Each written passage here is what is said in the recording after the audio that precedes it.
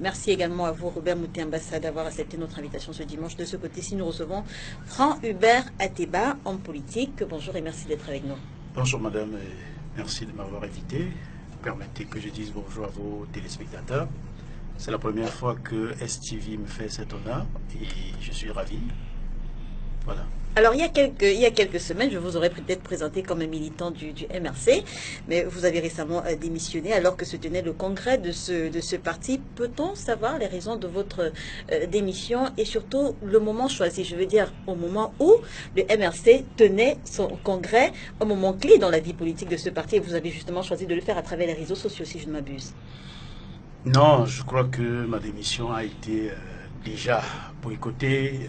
Vous savez, le sujet tout à l'heure me passionne beaucoup, dans la mesure où vous, les communicateurs, quand vous voulez saboter, vous le faites, et vous n'allez pas des mains mortes. Une chaîne de télévision concurrente à vous s'est proposée de traiter cette actualité-là, la chaîne qui a été dénoncée tout à l'heure, et ils ont fait au journal exprès pour saboter l'élément et même le reportage.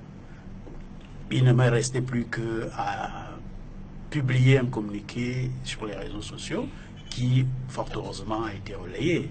Mais les réseaux sociaux, ce n'est pas la vie interne du MRC. Je me dis que si vous deviez démissionner, c'était peut-être auprès des hautes instances. Je ne sais pas comment ça marche dans votre parti. Heureusement que vous ne savez pas, donc il ne faut pas spéculer. Et je voudrais dire que lorsque vous voulez démissionner, vous informez qui le doit, comme vous voulez, à des canons qui vous sied. Et à travers les réseaux sociaux. Vous pouvez, vous n'êtes pas sûr que je n'ai pas notifié qui de droit. Quand je dis qui de droit, c'est qui de droit. Il me suffit d'aller pour le parti politique déposer une lettre au ministère de l'administration territoriale, c'est suffisant.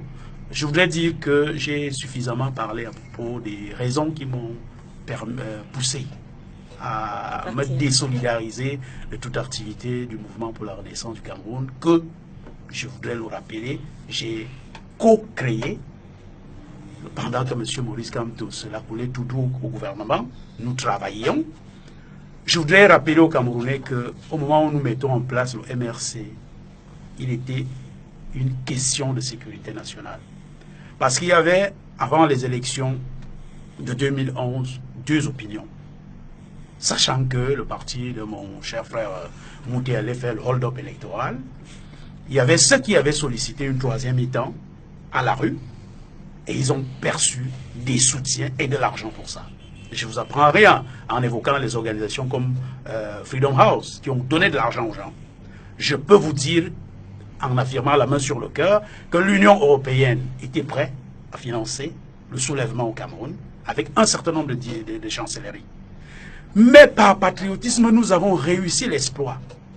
Les gens de la troisième mi-temps, et ceux qui disaient non, on ne peut pas prendre l'argent des autres pour créer quelque chose, on s'est accordé à créer un mouvement politique. C'est pour ça que nous avons tendu la main à tout le landerneau politique. Lorsque nous faisions des réunions, le RDPC était représenté, du moins ceux qui sont dans ce parti-là et qui pensent progressiste. Le SDF, le CPP, l'ANDP, il y avait tellement de partis. Monsieur Paul Aya, Olivier Billet, il y avait des intellectuels que leur nom vous dirait certainement quelque chose. Mathias Erigo Onangini, Claude Abbé, Stéphane Akwa, pour ne citer que cela. Donc c'était une mouvance. Sauf que il y a eu tromperie sur la marchandise.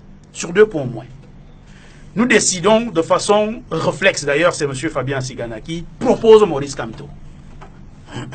Et nous acceptons à la convention qui a eu un accouchement vraiment difficile. Sauf que M. Alain Foguet, et là vous allez permettre M. Kouebo, que moi je cite des contemporains. M. Alain Foguet, lui, il avait un calendrier dans le sac. À savoir, il voulait faire de Maurice Kamto celui qui chauffe le ballon avant que le vrai joueur, que je ne donnerai pas le nom, n'entre sur le terrain. Sauf que Maurice Kamto, lui, ne le savait pas. Il est entré dans la danse. Lui aussi, il avait son agenda derrière le sac pour dire, si on veut faire de moi le figurant, je vais être... D'ailleurs, la preuve, l'actualité, il discute au pénalty, avant même de jouer la compétition. Donc, voilà la difficulté dans laquelle on s'est rapidement mis, au point où il y avait au moins 3 agendas. Un agenda de ceux qui pensent que les choses doivent changer au Cameroun. L'agenda de celui qui pense que le président que nous avons choisi doit chauffer le ballon pour qu'un vrai joueur vienne entrer au terrain. Et l'agenda de celui-là.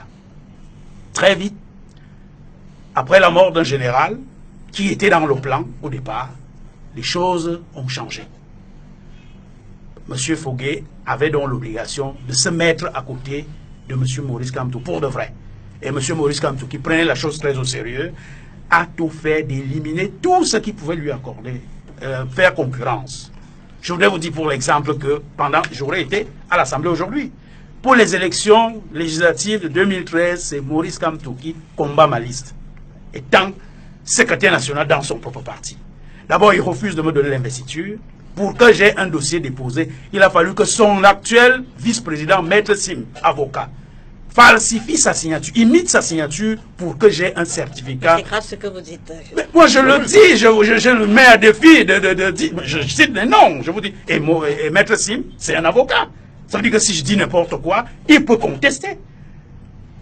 Je dis, c'est lui qui ferme les yeux et il imite la signature de Maurice Kamto pour que j'ai un certificat d'investiture dans mon dossier. Et lorsque j'ai réussi à le déposer, il appelle ses amis à Elecam, parce que les gens disent que c'est RDPC qui manipule les médias et les institutions. Eux aussi, ils le font. Elecam rejette ma liste.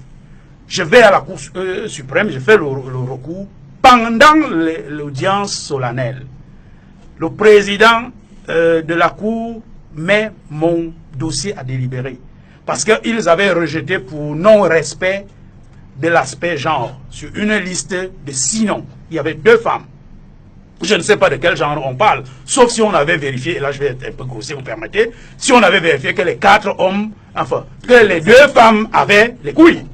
Ça permettait vraiment. On ne pouvait pas. On a donc mis le dossier à délibérer.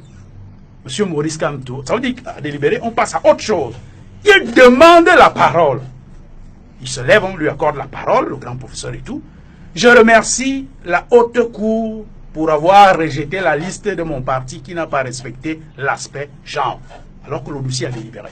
Il est quand même un éminent juriste, il sait ce que veut dire un dossier à délibérer. Le président a compris en subliminal ce qu'il voulait par là dire et il a suspendu l'audience. À la reprise, il a rejeté ma liste. Et la dernière fois que je vais voir le président de mon parti... On est en 2013. Nous sommes en 2013. Il vient me supplier à genoux de désister des recours que j'avais fait contre le parti de mon cher ami. Quel intérêt un président d'un parti a-t-il à demander à son camarade militant de désister sur les recours qu'il a porté contre les listes mais vous avez laissé que 5 années encore, c'est cool, on est en 2013. Vous savez, lorsque quelqu'un a la prééminence, c'est là où je voulais en venir, parce qu'il y a d'autres qui disent nous avons choisi la convention pour démissionner. C'est à la convention qu'on lave le linge sale. Sauf que M. Maurice Kamto et sa bande ont confisqué l'organisation de la convention. Je me suis plaint, les textes disent qu'ils devaient m'informer 41 jours, tous les membres, ils doivent être informés au moins 41 jours. Nous devons tous prendre part aux travaux préparatoires, aux commissions. Alors, si je suis exclu, si je ne sais même pas où est-ce que je peux déposer le dossier pour le challenger, vous conviendrez avec moi qu'il n'y a pas, bon, j'ai attendu qu'il fasse son mandat et que je dise aux camarades la vérité pour qu'ils choisissent effectivement celui qui peut mener à bien le projet de faire la politique autrement que nous avons mis en place. Malheureusement, on m'a refusé de participer à cette convention. J'ai estimé donc que je ne devais même plus laisser un jour de plus. Vous savez, madame, j'ai un contrat avec les Camerounais. C'est de dire la vérité. Il se trouve malheureusement que lorsque nous tirons sur le parti de mon cher Mouté, tout le monde est content. Si vous regardez les followers sur Facebook, vous allez tomber par terre. Mais dès lors que vous touchez Maurice Kamto sur les faits, et les faits ne sont pas discutables. Tout le monde vous traite de vendu, de lieutenant, de tel et de tel. Je dis, il faut qu'on arrête avec ça. L'imposture doit s'arrêter dans ce pays. Si nous voulons que les choses changent. Si on affaiblit l'opposition, même le pouvoir, lorsqu'il entre en brousse, il ne saura pas. Il n'y aura pas quelqu'un en face qui peut venir lui dire que ça ne va pas. Et malheureusement, et je peux vous le dire aujourd'hui, pour terminer, Il se trouve malheureusement qu'il y a des gens en prison qui pensent que M. Maurice Kamto leur doit des choses et qu'il doit tout faire pour prendre le pouvoir, y compris par le marché Mokolo, le marché Mbopi et le marché central de Yaoundé pour qu'ils les sortent de prison. C'est de ça dont il est question. Voilà le programme et ils vont marcher sur nous avant de s'en sortir. Si au moins ils pouvaient proposer quelque chose aux Camerounais, nous serons les premiers, puisque nous avons été là. Je voudrais vous rappeler, ça c'est pour chuter, lorsque nous devrions créer le MRC, j'ai risqué ma vie. Parce que j'avais choisi entre aller à la conférence de création du MRC ou d'aller me faire opérer à l'hôpital un abcès appendiculaire. J'y ai eu infection parce que la soldatesque du pouvoir nous a enfermés au Hilton, vous connaissez l'histoire. Quand je suis arrivé à l'hôpital, c'était tard. Si je n'avais pas une épouse, médecin, je serais mort. Vous voyez, quelqu'un qui risque sa vie pour quelque chose, ce n'est pas une blague. Voir dans des kidams qui un beau matin vous disent que vous êtes le pion de M. Biya, comme si M. Biya avait besoin du pion. Jusqu'à la dernière minute, vous pouvez gagner l'élection, M. Biya décide de ce qu'on va lire. D'ailleurs, en 92, Dipadamo a dit, on m'a dit de dire.